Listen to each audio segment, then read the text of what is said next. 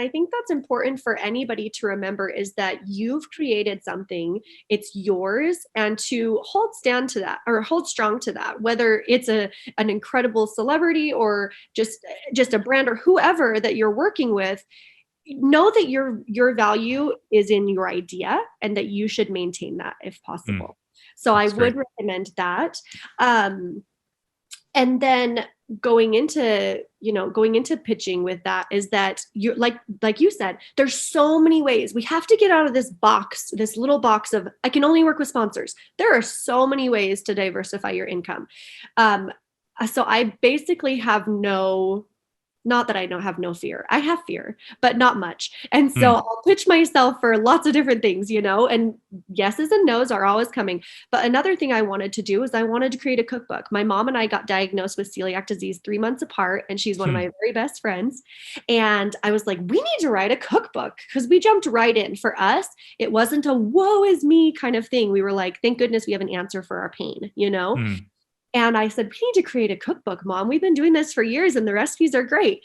And I didn't even know that I did it wrong, that you're supposed to go through certain channels. I just put together a really beautiful proposal and I sent it to my cousin who got her degree in English. And I said, will you just edit this for me? And she's like, sure. And then I pitched ourselves to publishing houses. So I really didn't realize that you're supposed to have an agent in between. You acted as the agent, essentially. Yeah. I was like, let's just do this. What do we have to lose? And eventually we got picked up, and it was by a smaller publishing house, but it was really exciting because we didn't have to pay the fees for our book to be published. And we did a book tour with Barnes and Noble, and it was super fun. Cool. But I think a lot of the thing is to have gumption, to have confidence. If you are confident in what you are selling, then the person on the other end is already going to feel that enthusiasm. Yeah. So my question would be, what if you aren't confident? Because I think for some people, it maybe comes naturally. Like an example is, I'm super confident, whatever the word might be, doing a podcast, like getting on a call with somebody I've never met, talking to them for like 45 seconds to 3 minutes, and then pressing record and having a conversation for an hour. For a lot of people, they would think, like that sounds terrible. And I would dread it. I wouldn't know what I was going to say. I'd want to have kind of an outline written out. Whereas for me, it's like, I don't know what I'm going to say in 2 minutes, and I'm super comfortable with that. Yeah. And I think for some people, they're not. I think my question is, how much of that is who you are versus how much of that can you coach? And the question after that is, then do you play to your strengths, or are there ways that you can kind of move into confidence around pitching? Absolutely. Well, that's one of the things that we talk about is mindset, because that's the first thing you need to work on. I would not recommend pitching and doing all these things until you've figured out your mindset. And the best way to do that, I think that a lot of it is your personality, but I can promise you that you can coach it, because we just did a little mastermind weekend retreat for Tastemaker, and there are some women who weren't as confident, but by the end they were sending pitch emails and they're getting replies, and they're like, I have a call next week. And I'm like, you're going to do great. And we had originally told them, if you want me to be on the call, I'm happy to act as your agent. And they're like, I think I can do this. And it made me so happy. And we took the time to work on mindset. So the biggest thing is, deep down in all of us, we have confidence. We just have to find it. And part of finding it is asking yourself, what lights you up? What lights you up? If you are pitching yourself to work with a brand and you hate working with brands, that's not going to light you up, and you are not going to be confident.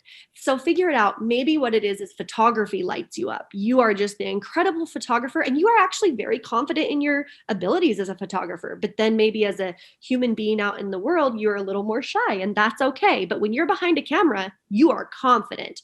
So then what you need to do is figure out how you can use that talent that you are confident in to pitch. For example, hey, I see that on your website you have a beautiful recipe library, but you have no photos. That's where I come in. I'm really great at photography. I'm not saying for me, because I'm Sure. Yeah. Example. Yeah. But that this is where I come in to help you. I'm great at photography. And we've learned that people read or experience through their eyes first. So let me help you with that. So that would be a great way. And same with, if you know that you are not good on camera, do not pitch yourself to TV stations, you know? Yeah. I'm like you, where I don't know what I'm going to say in 2 minutes. And that's how I work best. In fact, when I write out a script, I stumble on my words. I don't do it well. And so TV is my favorite because you've got 3 minutes and there's no redos. You are live. Yeah. And it's so fun. And I can feel like the adrenaline rushing and I love it. It really is like a drug. Yeah. So part of it sounds like, is self-awareness around how you operate, where you are best. And for some of us, we might be getting into this and we might not have those skills refined to the point where we do feel confident enough, which I think is worth acknowledging. Yes. Everybody's not going to be at that point. There will be a lot of people who will be able to say, here's what I do really well. But there might be some people who are in the early stages and you still need to refine those skills to a certain point to get to the place where, like, yes, you can shoot video, you can shoot photography at this level. But there's really a fine balance between waiting to the point where you're the ultimate expert and just moving forward on something and saying, you know what, I'm going to do this. So do you have any advice for people who are trying to figure out, number one, what does light me up? I think some people know, but other people might not know. And then number two, at what point are you ready to say, you know what, I'm going to move into pitching myself in this area that lights me up? Mm-hmm. Yeah, definitely. Well, and I would suggest doing an activity. So put a pen and paper in front of you and write down many things that light you up, not just in your business, but other things. Serving others, whatever it is that lights you up, talking, or I don't know, sewing, anything that lights you up, write it down and then funnel that in to see how that could work for your business. Maybe you really don't want to be in front of anybody and you are an incredible writer. There are so many people who need ghostwriters. So that's a great way to do that. So not everything has to be front and center and in the camera and working with brands. There's a lot of opportunity there. So I would recommend that first. Then moving it, and just like you said, at some point you have to move forward. You really do. And so when you have a couple things that you know, okay, this is something I could do, then it's having the confidence to say, now, which are the ideal brands I'd like to reach out to about this? Mm-hmm. And sometimes that does take one-on-one coaching. And I'm meaning like with a friend, ask a blogger friend who you know in the community and say, what are my strengths? It's okay to ask. I would love to know from the outside looking in what you think my strengths are, where you think I could shine. Yeah, that's great. One of the tools that we've been using a lot internally with our team that would maybe help facilitate this is called Delegate and Elevate. It's actually a part of EOS, which is Entrepreneurial Operating System, and they have a bunch of kind of tools that they do. So we'll link to this in the show notes, but if anybody just were to search Delegate and Elevate PDF, and it's 4 quadrants. And it's not, it's kind of related. It's not exactly the same, but the top left quadrant is love/great. The top right is like/good. The bottom left is don't like good. And the bottom right is don't like not good. What's different here is like, it's talking about not only what are the things that you need to stop doing, but what are the things that you need to do more of. And it kind of relates to this in that it's a facilitated exercise for you to think about, great, what are all the things that I'm doing and what are the things that I'm great at and I really love doing? And there's probably going to be a few of those things. And as much as possible, how do you spend as much of your time doing those things? And related to this, like, then how do you stop doing the things that you don't like doing and you're not good at? Especially those are the most important to stop doing. So let's say you get to that point, you've distilled it down to maybe a few different things. You're, a writer, a photographer, you love video, you love editing, whatever it might be. You love tech and Google Analytics. So you're going to focus on that and helping brands there. But you don't have any clients. Nobody's actually paying you to do that stuff.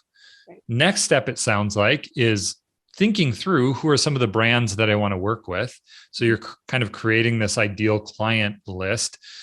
But then what does it look like to actually start to form relationships with those brands? And do you need to like stair step your way up where you work with brands that maybe, or companies that aren't as good of a fit in pursuit of like the ideal brand? Or do you think it's possible to kind of make a connection? I suppose a lot of it depends on who that brand is, but how do people actually start to get paid for the thing that they want to get paid for? Yeah, definitely.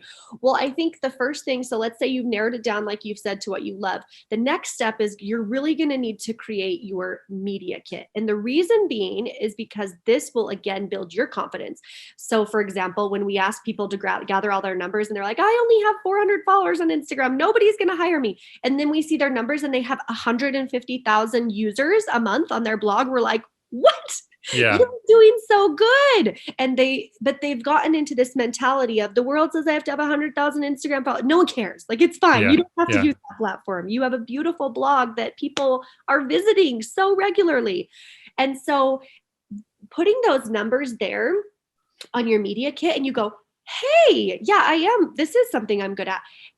Finding some testimonials, asking somebody else and putting those things on there, putting photos of your work. It really and I would stick to 2 pages if you can. It really puts everything into perspective of your work and how you are talented at it. So, and plus you don't want to be pitching until you have your media kit, because if you've pitched correctly, they're going to likely come back to you pretty quickly. And you don't want to be like, now I have nothing. So next step is media kit. Work on a really beautiful media kit that includes your numbers and lets them shine. If you have 200 followers on Instagram, don't put that on there. You don't have to. You make your own media kit how you want. You don't have to do it.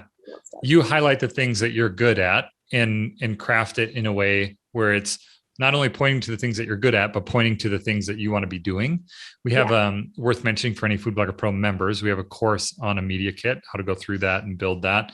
But for those who haven't gone through that process or maybe have one and want to refine it and make it better, what would your recommendations be for things that are most important to include and maybe things to not include that you oftentimes see as a part of a media kit? Yeah. Well, we just spent the weekend doing this and it was so fun because everyone came with their media kits and it was so fun to like tweak them. And a lot of it is about, it tends to be that media kits are like, me, look at me. And really, if you're from the get-go, if you're like, this is how I'm here to help you, your media kit is going to be so much more well received because it's not just a me show. It's how can I help you achieve your goals? This is how I have these users who are focused on gluten-free recipes and gluten-free living. I see that you're a gluten-free brand. This is my reader. This is the audience. Really focusing outwards on how you're helping them achieve their goals and how your audience helps them achieve those goals. How much would you ever suggest tweaking your media kit based on conversations you've had with a brand? Or for the most part, are you seeing a media kit that looks the same regardless? Yeah, no, absolutely. And I think it's mainly the same media kit, but I recommend having a media kit and a rate sheet. So you don't put your numbers on the media kit. For example, I had a friend who was working with a company and she said, and they were excited, they were getting ready to go. And she said, okay, well, what's your budget? Because she'd been in sales and she learned that the first person to give a number loses. Sure. They would say. And so she said, so what's your budget? And her price was, let's say, $1,200. And they said, well, we have $5,000 to work with. And she's like, great. Alrighty, let's create that package. She would have lost out on $3,800 if she would have just put that on there. Yeah. And so I think that that's important. And that kind of will lead into the next thing that we talk about. But have a media kit that highlights how your audience will help them achieve their goals and what you are good at in a non-me sort of way. And pick and choose. You do not have to put Instagram followers if you don't have an Instagram following. And then have a rate sheet and have them kind of say starts at whatever. And then when you work with a brand, that media or that rate sheet is going to change based on their budget. Yeah. So how do you, this is the question that comes up all the time, and I'm sure that you hear it all the time. How do you know how much to charge? Like, gas prices, you can drive down the street and you're like, okay, here's what the gas prices are. A gallon of milk, you can see what a gallon of milk is. You can't really see what other bloggers are charging. And so it's hard to know what's happening unless you're a brand and you see all of the different, rate sheets and what people are charging. So how do you know if you're within the realm of like appropriate versus way too low versus too high? What are your recommendations for people? Well, the sad thing is no, we can't see that, but we should more. I think we need to open up the blogging community. This is where we come back to mindset. We all need to open our minds to abundance mentality versus scarcity mentality. There's enough to go around. I love sharing a brand that I've worked with a friend and being like, oh, you would be a perfect fit for them. And when I do that, the brand definitely looks at me different when I say, hey, I have this friend, Lindsay, over, and she's incredible and you're going to love her. And I just thought you guys would be a good fit. I don't know if it's going to work, but I wanted to introduce you. It just changes the way everybody works and operates. If you work in this community of no, mine, yeah, it doesn't serve you. And there's plenty to go around. So I would preface by saying, I think we should share more so that we kind of know a baseline. And that's where having amazing blogger friends come into play. So Erin from Meaningful Eats is like one of my best friends in real life. And we met through the blogger world and we share these things together. We're like, what are you charging? What are you doing? And then we have a couple other friends that we do that with. And it's been so helpful because then all of us, and I'm sure you know Sam from Frosting and Fettuccine. She's like, listen, you're not doing any of us any favors if you're undercharging what we're all charging. It's not fair. Yeah. And we're all in this together. So let's all charge what we're worth. And I love Sam for that. And that's the thing is have a few blogger friends that you can ask and say, what are you charging? We're about the same. We're kind of in the same. What are you charging? And let's all get on the same level so that when brands work with us, they're like, oh, they're all charging the same. Yeah, that there's not a huge difference in terms of somebody coming in really low, somebody coming in really high. You had mentioned doing a mastermind. I think that's a great example of a way to do that and facilitate that for people who maybe have this question around like, how do I connect with people and actually make that happen? How do I get a group of people where we all share information about how we're doing things? Can you talk a little bit about that? I know that you're tied in with Abby and Tastemaker. We had a conversation with Abby kind of about the conference world and education and things like that. But is that a part of Tastemaker? And if people want to learn more about that specifically, where can they find out about that? Yeah, for sure. Well, I feel like if the only thing I ever got out of my blogging career are two of my best friends in the world. Yeah. It's wonderful. That's it. I'm done. Okay. Yeah. Women are my real life best friends. I talk to them all the time and it's about blogging stuff. Yes. But it's also about everything else. So I will tell you, when Abby and I met, this is what is so crazy. So Abby and I are business partners at Tastemaker, and I'm the sponsor director over there. Erin and I had met at a conference and just had so much fun. And we traveled to Expo West together. And she said, oh my gosh, I have this friend, Abby, that is darling, and you two would love each other. I want you guys to meet. And Abby and I met, and immediately it was like, yeah. So then we worked with Tastemaker. But it was literally this beautiful triangle of like one of my blog friends opening up, again, abundance mentality, and sharing and saying, here's another friend that I think you'd connect well with. And then Abby and I connected. So go to conferences. I'll put that plug in there for Tastemaker, because we've seen so many relationships built at a physical conference because you connect. I mean, I don't know about you, but I have incredible friends from before my blogging days, but they don't care about my blog. They don't want to talk about it. And that's okay. I talk to them about other things. It's okay. And sometimes nice. Sometimes nice to detach and be like, oh, I don't talk about that.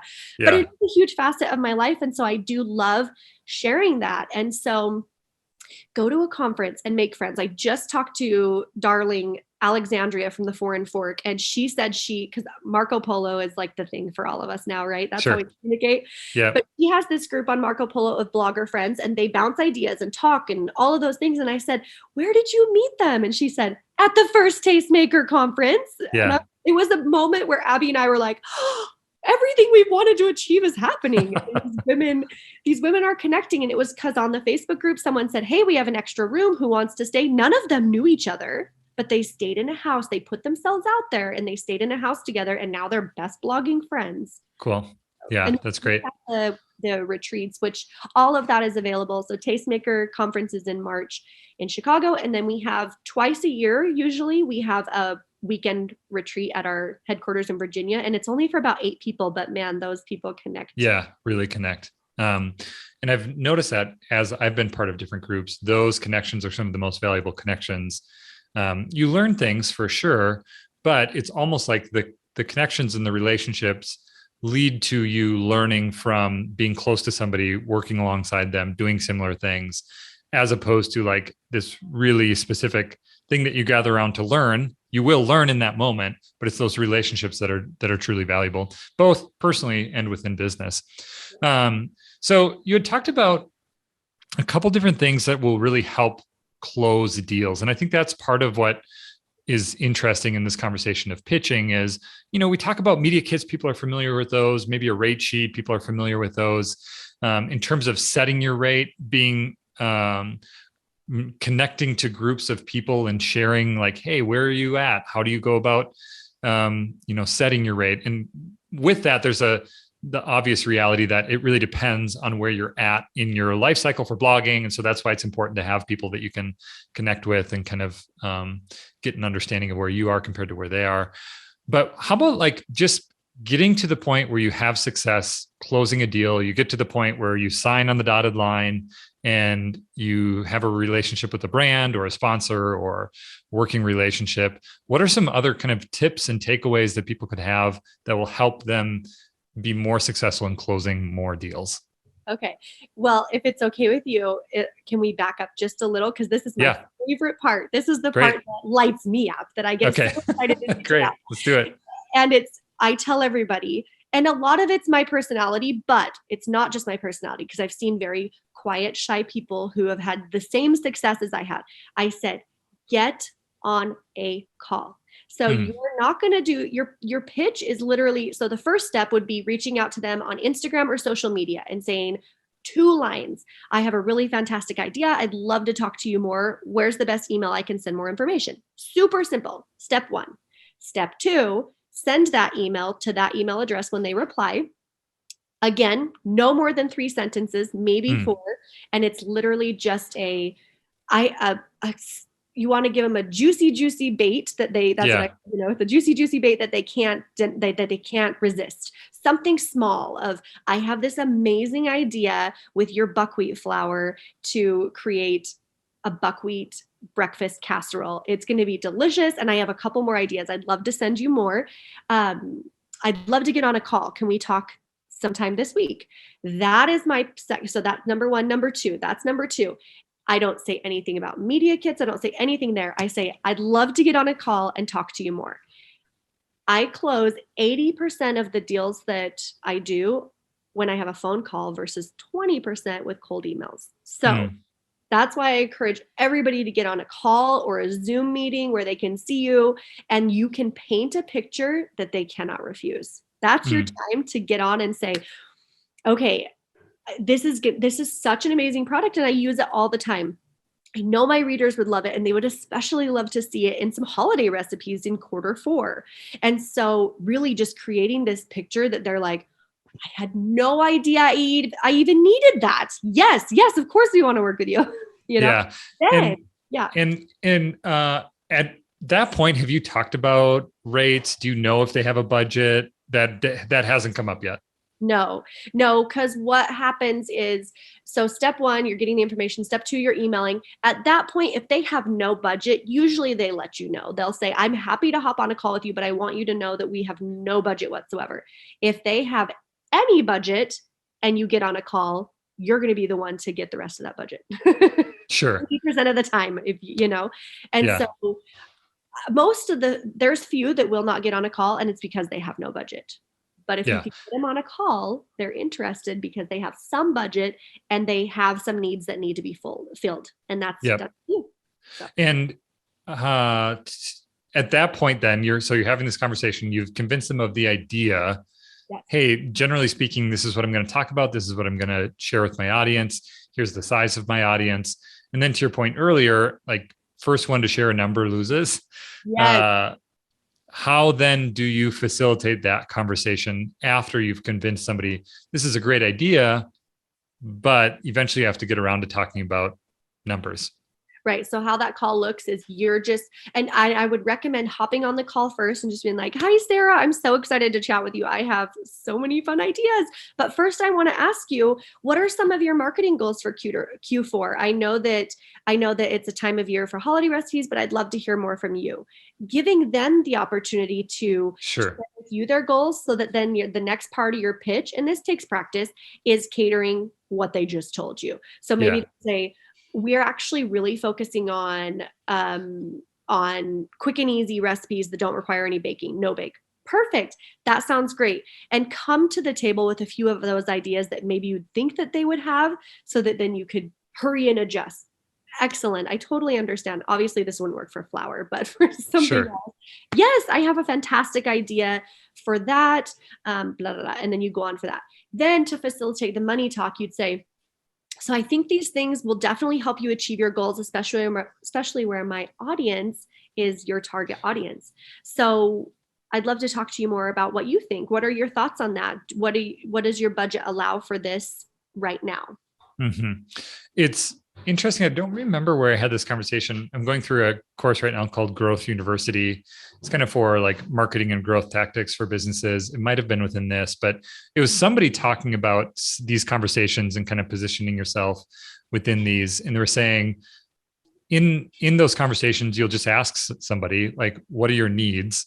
Mm-hmm. They'll tell you. And then essentially what you do is in that conversation, you say, here's my idea and here's how it'll help achieve those goals, which is like, it sounds so obvious, but it's really helpful for you to not assume you know what somebody wants, but to actually get that information from them while they're giving that to you, genuinely and authentically thinking about how can the things that I do help meet the goal, and then just repeat that back and say, great, here's what I heard you say, here's what we can do, and here's how that will help you do this thing that you had said is important to you.